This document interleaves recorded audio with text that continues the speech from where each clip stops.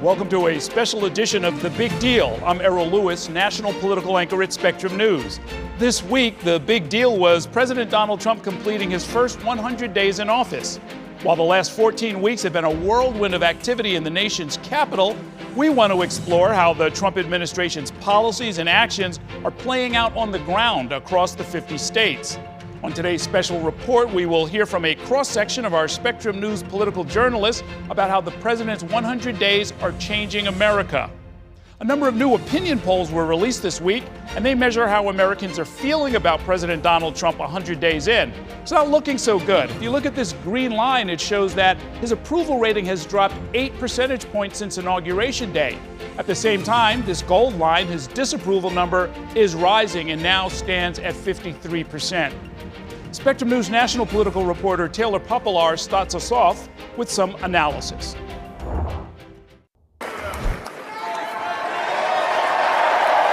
He has signed them in D.C.'s Capital One Arena, on Air Force One, at his Mar-a-Lago club, and almost daily in the Oval Office. A defining aspect of President Donald Trump's return to power is his embrace of executive orders.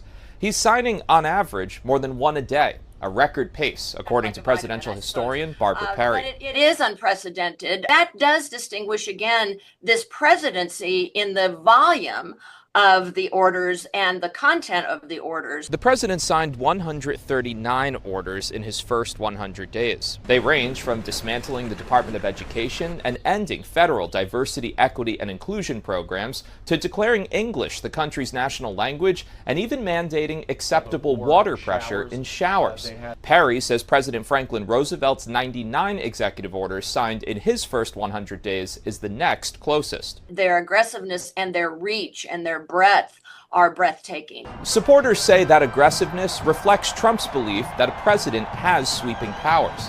His critics, though, accuse him of using orders to exercise power he does not have, daring the courts and Congress to rein him in, like when he signed an order ending the constitutional guarantee of birthright citizenship. Trump's use of executive orders is turbocharging a trend that began as Congress became increasingly gripped by partisanship, unable to get things done. Since January, Trump has only signed 5 bills into law that Congress passed. It's harder and harder to get Congress on board to do something. So each of these presidents in recent years has said, well, I asked Congress to do it, they couldn't do it, so I have my pen and I'm going to try to do it by executive order. But the trade-off is twofold. A new president can simply reverse executive orders they disagree with, and legal challenges can slow or stop the order shortly after the current president signs them. Taylor Poplar's Spectrum News. Joining me now are two of the very best political analysts in the country. We're going to start with my Spectrum News colleagues in the South. In Florida, we've got Ybeth Bruzual, a political anchor based in Orlando. In North Carolina, we have political anchor Tim Boyum joining us from Raleigh. And Tim, North Carolina was an important swing state last year. President Trump won by nearly 200,000 votes. We've got a map that shows why and how the president was very popular all throughout the South, all across the country, in a lot of places, but the solid South there. But if we look at North Carolina, the president's support was lower than in most of the South at 45%. Why is that? Yeah, I mean, don't make any mistake. North Carolina is still a little bit of a lean right purple state. But, you know, unaffiliated voters outnumber both Democrats and Republicans in the state. North Carolina voted for a Democrat governor, voted for a Democrat attorney general in the past election. And so this state is really truly still up for grabs. And I do think there are concerns among a lot of those unaffiliated voters of what's being, viewed as chaos in the country right now, particularly economically. And those voters that pushed for Donald Trump because they wanted a change in the direction of this country when it comes to the economy are now concerned with all of the tariff talk, the trade talk, and the grocery prices not going down as much as they thought it might be. And now they might see clothing prices go up. And so I think that is taking its toll, sort of the fatigue of chaos on North Carolina right now, and in really a lot of ways across the country. Now, speaking of chaos, I've got to ask you about the Department of Government Efficiency, DOGE for short, which, despite its name, is not a government agency. It has disrupted the operation of many agencies, sweeping up data, issuing termination notices, in many cases making unfounded claims of fraud and waste. What's that all about? Yeah, Elon Musk and Donald Trump, they wanted to cut the deficit and cut all this spending in federal government. And, it started out with, I think, a lot of support from people, even on both sides of the aisle, about shrinking government. But there's the abrupt slashing without sort of months and years of looking into what can be cut, in a more orderly fashion, I guess, for lack of a better term about that, has really created a lot of chaos. And it's playing out in states like North Carolina. Just this week, Duke University announced that they're going to look for buyouts. And if they don't get buyouts, they're going to start terminating employees potentially and cutting hundreds of millions of dollars because of federal funding that is not going to come. And they're going to spread it across the university. North Carolina has a lot of research institutions, particularly with their universities. There's a huge EPA research center in the Research Triangle Park here in North Carolina. And there's just a lot of concern and chaos right now about what those cuts have meant. And by the way, they've had to go back and rehire some of these people, and the cuts may not be as big as they thought. Just this week, Elon Musk said it was a lot harder than he thought it was going to be. And I think the question of what DOGE looks like in the months ahead is a big question as we get past these 100 days. Ybeth, let's talk about President Trump's immigration agenda. Through executive orders, the administration has ramped up deportation arrests and deployed federal troops to the southern border. We saw border crossings fall to the lowest number ever recorded last month. The president's not just cracking down on illegal immigration, though, also legal immigration. The White House revoking humanitarian parole for more than 500,000 Cubans, Haitians, Nicaraguans, and Venezuelans, many of whom live in Florida. And while that action was blocked by a federal judge, what is the mood in those communities in your state? Yeah, the mood is definitely one that's changing big time, I would say. And I'm observing the landscape, and whether it's in Central Florida, say Orlando, Tampa area, or South Florida, what I'm seeing is those Venezuelans who've been in the U.S. for quite a few years, they are shocked as to what they're seeing because they feel like they got some sort of promise from, say, Senator Rick Scott and so many others. And then you've got more new school, more younger who are here willing to work, do a lot of the physical labor, I would say, landscaping business, house cleaning, working in hotels. They're trying to figure out the next move. So you've got within the Venezuelan community a divide that's growing. I also want to point out that Florida has the highest number of Venezuelan population in all of the U.S. So you know how very important that is. We got about 400,000 Venezuelans here in the state of Florida. Haitian community, also a growing community when it comes to the hotels and the tourism industry here in Central Florida. So they're very leery. They're very scared is what many of them are telling me. And Ybeth, I saw this week you were in the nation's capital talking with some Florida lawmakers about the Trump administration's first 100 days. What does the Florida delegation think about how your state is doing?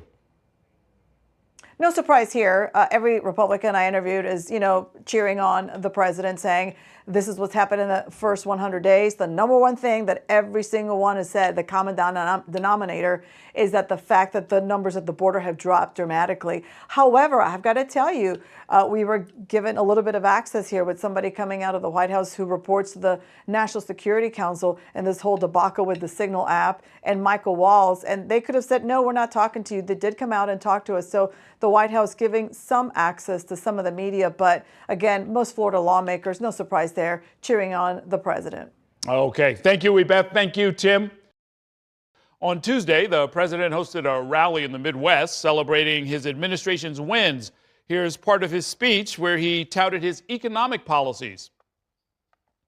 A lot of auto jobs coming. Watch what's happening. The companies are coming in by the tens. You got to see what's happening.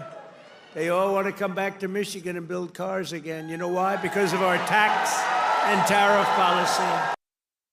Joining me now to talk more about how the president's first 100 days have changed America is a Spectrum News panel from the Midwest. We've got Curtis Jackson joining us in Columbus, Ohio, and Jason Fechner in Milwaukee, Wisconsin. Curtis, let me start with you. President Trump's tariffs are supposed to create a financial incentive for companies to bring manufacturing from overseas and open factories here. Is there any sign of automakers or other industries doing that so far? The only sign from automakers at this point, Errol, appears to be that they are revising their profit projections for the year because of the uncertainty surrounding tariffs. We've already seen some impact as it relates to jobs in Michigan that has not filtered down to other states that depend on auto manufacturing. But this uncertainty around tariffs as it relates to the auto industry is certainly going to be a factor as we move forward to the second quarter. The president, of course, has said that he is going to soften the impact of some of the auto tariffs, but it remains to be seen if that will be enough for everything to stabilize. And Jason, meanwhile, the president's escalating trade wars could severely hurt American farmers, including many in Wisconsin, where you are. And the Trump administration knows that. They seem to even be considering a bailout for some farmers. Tell us more about that. Errol, great to see you. And this feels a lot already like 2018, but for a lot of farmers here in Wisconsin and across the rest of the country, they are worried that this could be worse. Back in 2018, during Trump's first term, farmers lost roughly $27 billion then in the trade war with China, and they were able, through subsidies and bailouts, to basically recoup about $23 billion from the federal government. This time around, the Secretary of Agriculture, Brooke Rollins, has said there's not that much money this time around to potentially help out, and she said that they don't think that they're going to need these bailouts.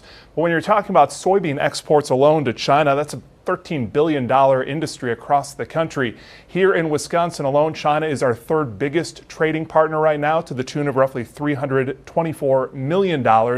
And for a lot of these farmers out there, they don't like uncertainty, and these crops especially are planted and planned out years essentially in advance. So all those soybeans that they have planted right now, they're not going to necessarily have a market if a deal doesn't come to fruition and quickly for them. We've already seen pork exports dropping roughly 80% lower than the 4-week seasonal average right now. So a lot of farmers are already starting to feel the pinch, and a lot of them are worried about where this is going in the short term and long term ahead. Okay, and now, Curtis, this week also marked J.D. Vance's first 100 days as vice president. He, of course, is an Ohio native that you've covered for a long time. What kind of role is he playing in this administration? Well, a lot has been said about the role that vice presidents play in any administration, but it seems to me that Vance has carved out a lane for himself as it relates to foreign policy.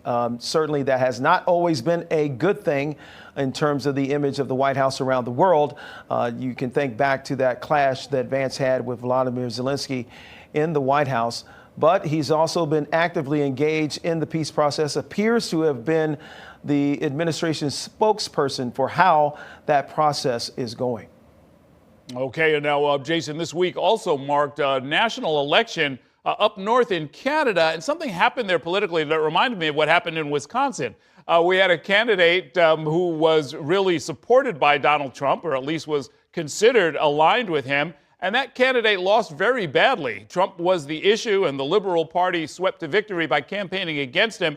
It reminded me of that race back in April when a Supreme Court seat was up there in Wisconsin, and by simply supporting him, Elon Musk and Donald Trump ended up kind of killing their candidates' chances. Is that going to be the norm, do you think? I think it could be, Errol, and that's the old axiom in politics, of course. You kind of run against what's failing or what's not working. In Canada, Trump's approval rating, according to Politico going into that election there, was sub 20%, I think around 18 points overall. His unfavorables topping 80% there. So it doesn't take a mathematician or a polling expert to say, well, we're going to run against that, and that worked out well for the Liberals in Canada. And as you mentioned, similar story here in Wisconsin, going into our judicial election for the state Supreme Court earlier in April. Trump's polling, according to the Marquette Law School poll, sub 50%, around 48%. Elon Musk's favorables closer to around 40% here statewide. So Democrats and those supporting the liberal-leaning candidate for the state Supreme Court really ran against Elon Musk and Donald Trump, and that turned out pretty well for them. Now, Trump on Thursday had posted to Truth Social. He's showing polling from Rasmussen showing that he's up 2 points over just a course of 24 hours at around 50% now.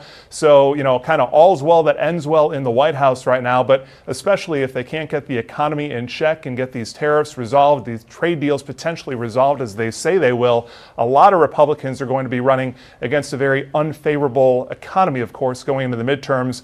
And Republicans and the White House definitely don't want that. So a lot of wheeling and dealing in the weeks ahead. Thank you, both gentlemen. I will end inflation. The economy, I believe, is going to be very strong. I'm going to bring down your energy costs. The massive tax cuts and no tax on tips. We're going to make sure it gets done. If I'm president, I will have that war settled in one day, 24 hours.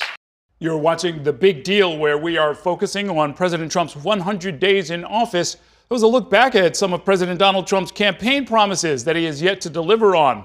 While he did not end the war in Ukraine in 24 hours or bring down inflation, President Trump has kept his word on other promises, including the pardoning of January 6 rioters and imposing a 145% tariff on Chinese imports, more than double the level he originally proposed.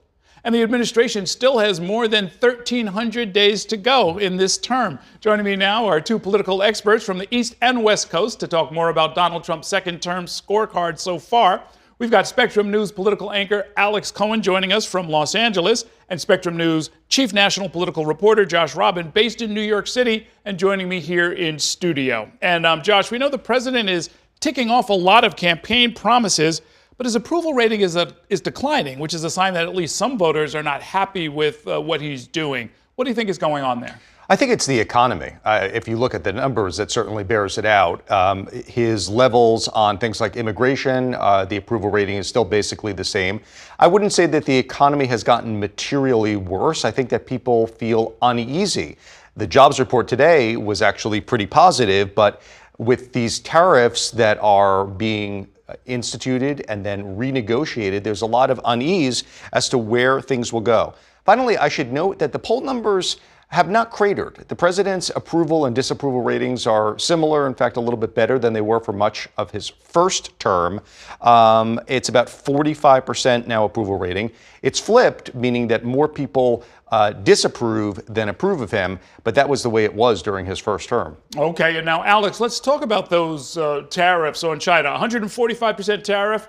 It is directly hitting the port of Los Angeles because almost half of shipments that come through the port are coming from China. The port's executive director this week said that shipping volume is going to drop by 35% next week. And he explained what that's going to mean for consumers. Let's take a listen to that.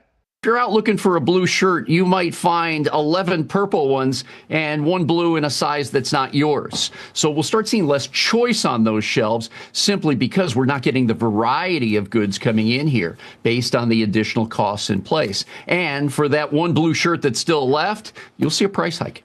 This sounds like a problem for shoppers everywhere. And for the local economy, it sounds like bad news for the people who move the goods in and out of the port of Los Angeles. That's right, Errol. It's a double whammy. Gene Soroka's remarks, they reminded me of something that we heard President Trump say this week. Maybe at Christmas time, your kid might get $2 instead of 30, which, I think there's a lot to be argued for that. We've got filled up landfills. Maybe it's better for all of us to consume less. But after we saw that footage, people will remember on the campaign trail, then candidate Donald Trump promising us prosperity and wealth. It feels like these two messages don't quite jive. And as you mentioned, it's not going to be just a problem for consumers. One of our huge industries here in Southern California are our two major ports. And if these port workers lose their jobs, I think that will be something that will see those popularity and approval ratings continue to decline because it's a huge part of our economy. Okay, now, Josh, in the last 100 days, we've seen the Trump administration really focus on New York, from freezing money for Columbia University to suing New York for not cooperating with the federal hunt for undocumented immigrants. We've got a Secretary of Transportation who's been beefing with the governor of New York over a tolling plan that only affects a small piece of Manhattan. Why this obsessive sort of focus on New York, do you think? I actually think people might have thought that it would be worse. There definitely is a lot there, but he is going after other places as well. Look, New York has this reputation. I think that it's not really entirely accurate as being this liberal bastion. Actually, there's been a lot of conservative thought that has emerged from New York and conservative leaders. Start with congestion pricing.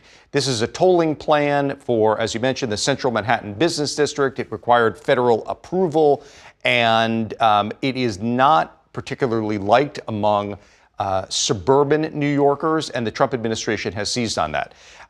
There also is this kind of weird, people might argue, unethical dance that the Trump administration had with New York's mayor, Eric Adams, perhaps keeping him out of a conviction. So that has gone on. Additionally, the Trump administration has withheld $300 million in disaster aid, but that's been seen in other places as well, including in red places. Okay. Thank you very much, Josh. Thank you, Alex. Thank you for watching our YouTube channel. Let Spectrum News be your resource for balanced, in-depth political coverage, and click the subscribe button right here. You can also download our app or watch us on TV to learn more about the candidates, where they stand on the issues, and more. We'll see you then.